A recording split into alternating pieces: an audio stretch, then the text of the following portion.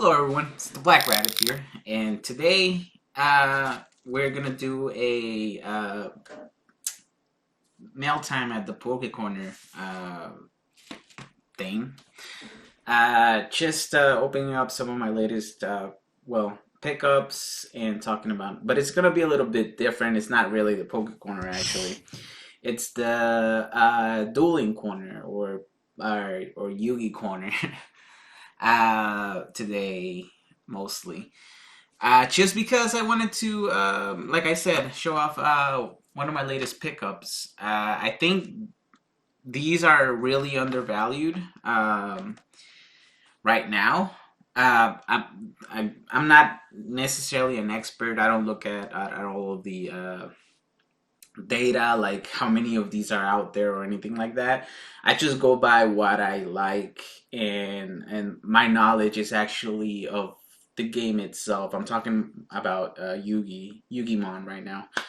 Um, so yeah, that's that's basically where I draw my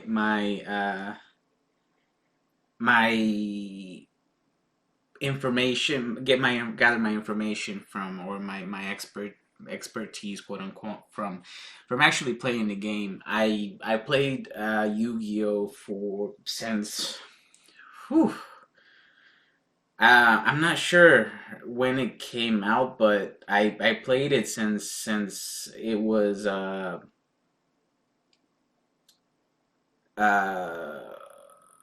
since you had to sacrifice two monsters for one level, one 6-star monster or 5-star monster, and no, when that rule was out, I think that's still a rule though. Like two for 7 and one for 5 and 6. Anyways, I played it a while back. Actually, I made a number of different decks. I never really followed the meta. That's just been me always in the way that I play games, and I would try to create more fanciful or whimsical decks or theme decks like dragons. There was a couple of archetypes that you could do. I liked interesting decks, and Yu-Gi-Oh.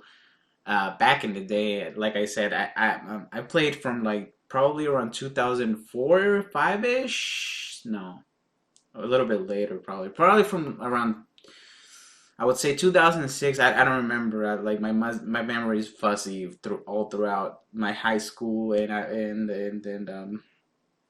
teenage years is all fuzzy. It was is a cannabis induced fever dream, and until recently. But uh, yeah, so my memory is fuzzy, but I know I played it since around that time, probably around 2006. 5 and 6 into the early 2010s, probably up to 2013, 2014 is where I kind of when the pendulums were introduced, which was probably around that era that I lost interest in the game just because it became I don't know, not fun. Um, but yeah, without further ado, I'm going to show you what I recently picked up,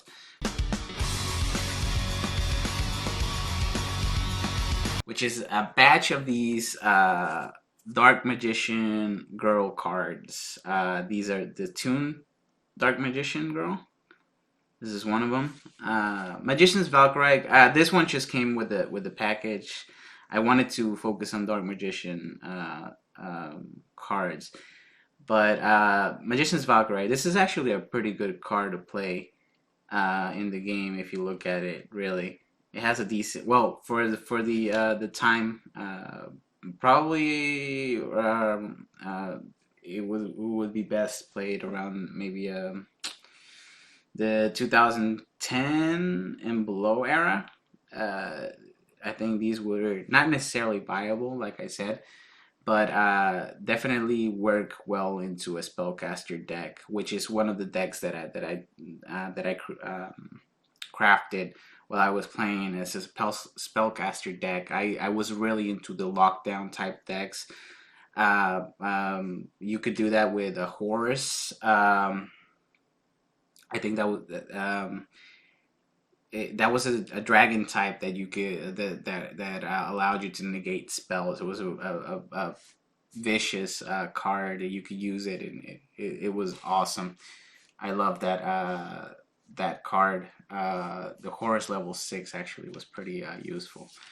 Um, but yeah, I use Dark Paladin, and I think it's sorcerer of something sorcerer, and each of those were extremely difficult to get out of in play. I think it was Dark Paladin and sorcerer, something sorcerer.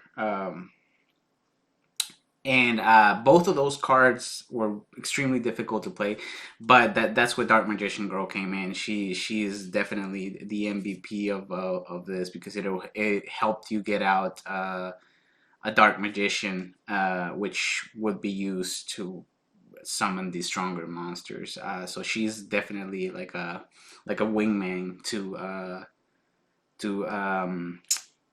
Dark Magician, which is uh, she's the MVP of you. You want to pull a Dark Magician Girl because she could help you start the combo. But yeah, and I wanted to pick up these that are, and I picked them up for I think is a good price right now. They're going for around $3 to $7, maybe $10. You can find these, and these are not like hollows or anything. These are just the regular cards, but I think they're undervalued. Just because the utility of us, these are key to if you want to make a theme, a spellcaster theme deck. These are key cards, so they're very playable in old standards, old formats, and they're just cute to look at. They're the I don't know. They're very iconic cards, and I'm surprised that they're going for so cheap. Some of these are even first edition, if you can notice here. Um, and yeah, I picked up a good number of these. They came in, like I said, in a batch, and I got my Magician's Valkyrie, which is not a Magician Girl, but she's still like as far as the effect in it, it's pretty boss for that type of deck. Um, and yeah, I think they're way undervalued at this point. Like I said, ranging from $3 to $10, you can get one of these or a couple of these, and I think in the future they will definitely appreciate just because of how memorable this card is, and it also is playable. So it's there's a dual reasoning for picking these up, and I just like looking at them as well. The art is beautiful as well uh, on some of these. So yeah, that's something that I picked up here recently. Another uh, pickup, just as a bonus right here. This is gonna be kind of a quick video, just a little update. I did announce this kind of like on the low on my stream. If you want to check that out at Twitch, I do gaming there, mostly like competitive stuff, more hardcore stuff. So if you're into hardcore gaming, definitely give my stream a check. Just check out my stream. Give it a look. I think you, like I said, if you're into the more competitive aspect of gaming, um, you'll definitely find something to enjoy there.